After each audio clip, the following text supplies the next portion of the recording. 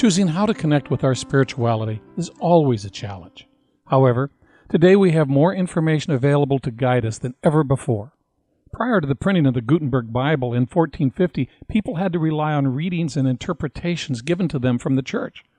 With the invention of movable type, people now had the opportunity to read for themselves the teaching contained within the Bible. While this was a great opportunity for each individual, it posed some great challenges for the church. The church now had to face a congregation that did not always believe what the powerful within the church were saying. They could read for themselves and draw conclusions that often challenged the teaching of the church.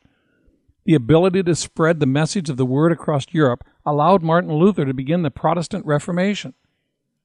Mass printing, and even more importantly, the Internet, places an even greater challenge in front of the church. People no longer have access only to the Bible, but to many forms of materials about all different religions. People can view contrary positions and listen to other points of view by the click of a mouse. In today's world, the church cannot stand on the concept that whatever they say will be accepted. They must touch people in new and different ways. This is no longer about logic and knowledge, but about a real spiritual connection. Churches today must be willing and equipped to engage in a much wider and often more difficult dialogue.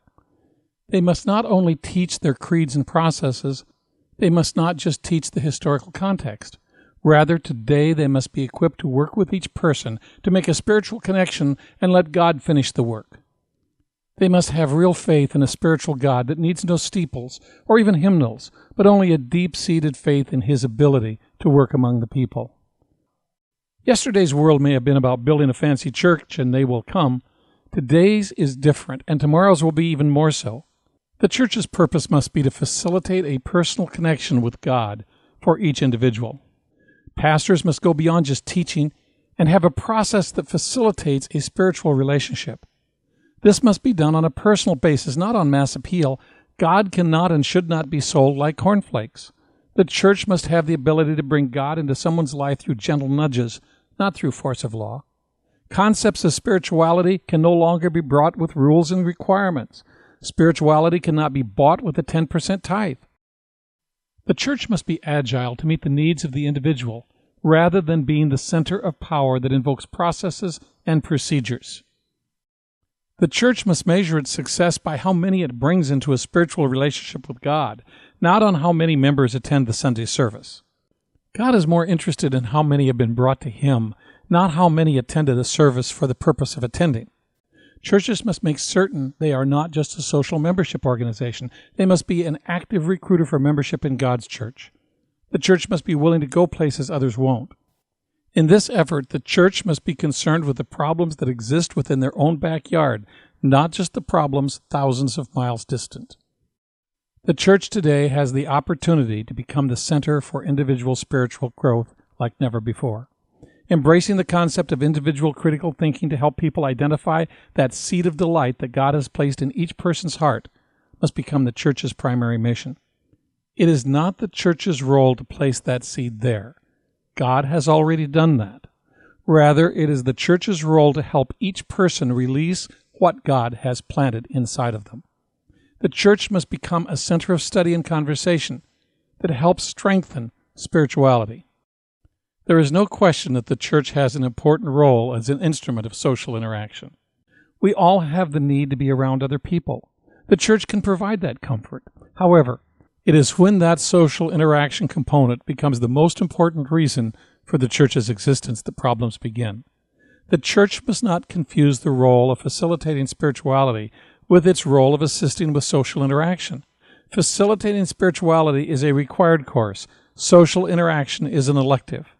Today, the marquee outside of many churches will brag more about the church barbecue than reflect on God and His message to us. I once was told that barbecues and other similar activities were the only ways the church could get people to be involved in the church. Possibly that church has the wrong mission. In some churches, more discussion will take place about the social involvement than about spirituality. While the church must have a social interaction component, this component must always be a far second to bringing people close to God. The church must no longer be about where you go to meet requirements and chant a verse, but where you go to achieve personal, spiritual enlightenment. The church must accept that not everyone will hold strictly to a set of doctrine. The church must understand that the very fact that God gave us all the ability to think, reason, and decide requires a special personal approach. Today, there are many different religions with many different views, rules, and interpretations. In earlier times, the nature of the world did not let us see what was happening even 1,000 miles away. Now we can see the other side of the world in an instant. That means we cannot bury our heads in the sand, but must be willing to discuss openly the different forms of religion. We must not do this from a righteous position, but rather have an open discussion without incrimination. We must not assume that others who hold a different view from our own are wrong and we are right, but that we are each different in our point of view. Assume that each of those religions had a different jacket. Churches must help individuals find a jacket that wraps that person in the warmth of spirituality without changing the basic fabric of the message. They must help the individual try on the path of spirituality that embraces and lets the person decide if it fits. The church and its religion must not have the desire to force everyone into the same jacket. God will make those decisions. The church's responsibility is to provide the opportunity in which the church can facilitate a process that allows the individual to employ God's help in making spiritual decisions. This is a time when there must be a new warmth of spirituality developed within the church. This spirituality must take command away from the rules that have been put in place that are enforced by men. To make a change happen within the church must believe that in making the change from what was to what must be is not only about giving up something, but it is about growing to greater heights with God totally in command.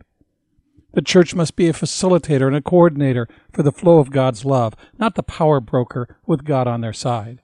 It is about the church looking forward and moving on a pathway with God rather than looking backward, standing still, and refusing to budge. Today, we can live in fear of those who have a different view, or we can have comfort in our faith that brought us to our choice. We can condemn others for not following our way, or we can allow them to have their own jacket and be comfortable with it. We should be satisfied with the fit of our own jacket and not be critical of theirs. Today, we can do our own study, feel the strength that comes from the direct connection with God, and make our own spiritual decisions for our life. We also have the choice to assume our responsibility to build our spiritual life with God, or we can choose to give up our responsibility to others. We can find His love in concert with others, or we can let others tell us what we should think and feel. If we are committed to what we believe and the courage to move forward, nothing should be able to stop us. If we work to find our spiritual way, God will guide us. We must be willing to embrace others with our relationship, ensuring as we do that they can feel the love that is in our heart, not the command in our voice. Now let me share with you how I made my decision as to which jacket was right for me. From early in my life, I can remember hearing the story of Jesus. I wasn't forced to go to church. Our family stayed on the edge. My relationship with God through Jesus just seemed to slip into my life as I lay on that sandbar. I knew it was important that I accept God's direction for my life. This relationship brought hope and peace to my life. As a young boy in a small town, there was always a movement to bring me into the church. I was excited and willing, but each time after attending catechism class, I simply felt that I was being pushed into a box with rules and regulations. I remember even as a young boy struggling with what I was told about how God would be happy if I just followed the rules of the church. I compared what I was being told to what the experience was on that sandbar on those warm summer nights. Somehow, I just felt that the church didn't understand the relationship I believe I already had with God. I felt my relationship with the Creator of this universe could not be only about my own salvation. As I studied, I realized that whatever religion I embraced, it could not be just about me. The story of salvation could not be the only part that brought peace and comfort to my life. I had to be willing to put forth an effort to determine what God wanted for my life. I could not leave that exclusively to someone else if I truly wanted a personal relationship with God. I knew that I would not be a better person for attending church, giving money to a cause, or being able to recite some creed. I knew that those were all manifestations of this world, not of His. Instead, I began to realize that it was the inspiration I received from God that made me feel whole. God was with me, not coming to me from within the church. I could reach Him on my own. That filled me with joy. I continued to study the teachings of Jesus and the words of Paul and others. Soon I branched beyond the Bible and realized that God would guide me to the important material if I simply let Him. That is what brought me to the conclusion that being on a journey with Jesus in this life was where my faith needed to be centered. The fact that He sacrificed Himself in the process of bringing that message is crucial to the entire story, but important as it might be, it is only a piece of the total. The power of His death and resurrection is multiplied multifold when it is placed in the context of the totality of His life and His teachings. His time as a teacher brings such wonderful messages to the world even today, over 2,000 years later. The relationship established between God and man through the presence of Jesus within our life is a powerful and irresistible message. As I have moved through this life, I've determined that God has provided the Bible as a guidebook for my life. He did not intend it as a rule book for me to obey, but rather as a guide from which I could align my life compass. For me, it is still serving that purpose today. In some ways, my search for a spiritual connection that fits me best was like shopping for that new jacket. As I tried each religious jacket on, even though each of them hung on the rack in the right size category, only one of them felt like it fit me. It surrounded me in a way that the others had not. It felt as if it were becoming part of me. In making my decision to buy that jacket, I did not take the jacket off and send the thread to some specialized shop for examination. I did not require an explanation of the dye that was used to color the cloth. I did not ask for the details of how it was constructed. It just felt right. I accepted it for what it brought to me. Something moved inside of me that did not happen with the other jackets. My feelings do not make the other jackets wrong for someone else. However, the jacket that hangs from my shoulders is about more than just thread and cloth. It is the jacket that embraces my spirituality. Over the years, as I have studied other religions and looked at various denominations, I found that I needed to accept that jacket that fit in a way that penetrated into my inner being.